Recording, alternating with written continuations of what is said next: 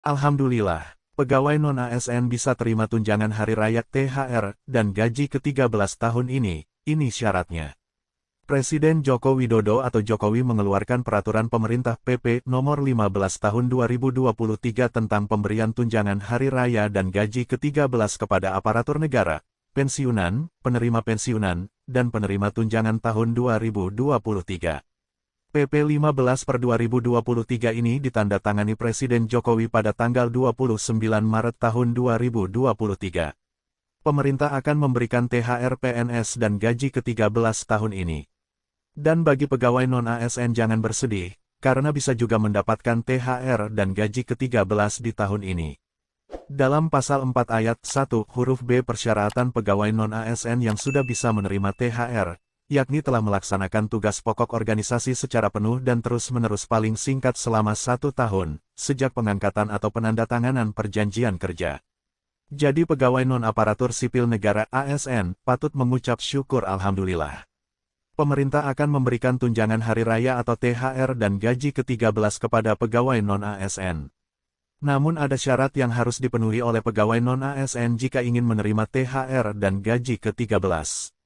Sebagaimana diketahui bahwa pemerintah telah mengeluarkan peraturan pemerintah PP nomor 15 tahun 2023 tentang pemberian THR dan gaji ke-13 kepada aparatur negara, pensiunan, penerima pensiunan, dan penerima tunjangan tahun 2023. Persyaratan yang perlu dipenuhi pegawai non-ASN agar menerima THR dan gaji ke-13 diatur dalam pasal 4 ayat 1 huruf BPP nomor 15/2023 tersebut. Inilah syarat yang harus dipenuhi untuk mendapatkan THR bagi pegawai non-ASN tahun 2023. 1. WNI. 2. Sudah menyelesaikan tugas pokok secara penuh dan terus-menerus paling singkat 1 tahun sejak pengangkatan. Jadi pada saat peraturan pemerintah ini diundangkan, telah melaksanakan tugas pokok organisasi secara penuh. Dan terus-menerus paling singkat selama 1 tahun. Sejak pengangkatan atau penandatanganan perjanjian kerja, tulis PP 15/2023 tersebut. 3. Pendanaan belanja pegawai bersumber dari APBN dan APBD. 4. Diangkat oleh pejabat yang memiliki kewenangan dan atau menandatangani perjanjian kerja sesuai dengan ketentuan perundang-undangan. Sedangkan bila pegawai non-ASN tersebut belum bekerja selama 1 tahun maka akan diberikan THR apabila 1. Telah menandatangani perjanjian dengan pejabat berwenang dan menyatakan berhak menerima THR. 2. Telah menetapkan menerima THR oleh pejabat PPK dalam surat keputusan pengangkatan. Berikut penjelasan dalam PP tersebut, di dalam pasal 4 ayat 1, huruf B tercantum persyaratan pegawai non-ASN yang sudah bisa menerima THR.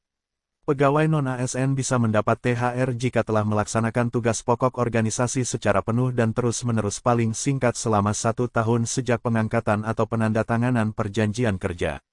Lalu di pasal yang sama ayat 1 huruf E, pegawai non-ASN diangkat oleh pejabat yang memiliki kewenangan dan atau telah menandatangani perjanjian kerja sesuai dengan ketentuan peraturan perundang-undangan.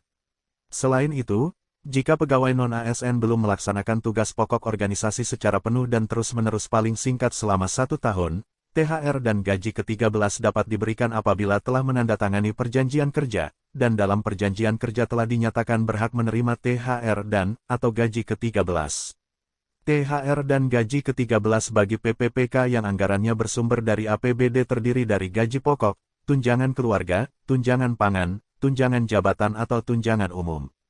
Kemudian tambahan penghasilan paling banyak 50% yang diterima dalam 1 bulan.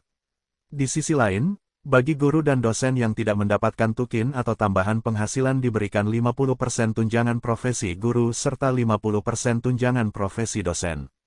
Menteri Keuangan Sri Mulyani siap mencairkan THR H10 sebelum Hari Raya Idul Fitri 2023. THR tahun ini diberikan kepada seluruh aparatur negara, TNI, Polri, dan pensiunan. Kementerian dan lembaga dapat segera mengajukan surat perintah membayar ke kantor pelayanan perbendaharaan agar mulai H10, kira-kira tanggal 4 April sudah mulai dicairkan dan disesuaikan dengan penetapan cuti bersama dari Hari Raya. THR dapat dicairkan oleh KPPN sesuai mekanisme yang berlaku, ujarnya.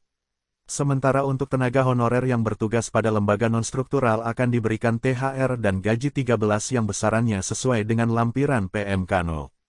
39 tahun 2023. Semoga bermanfaat dan terima kasih.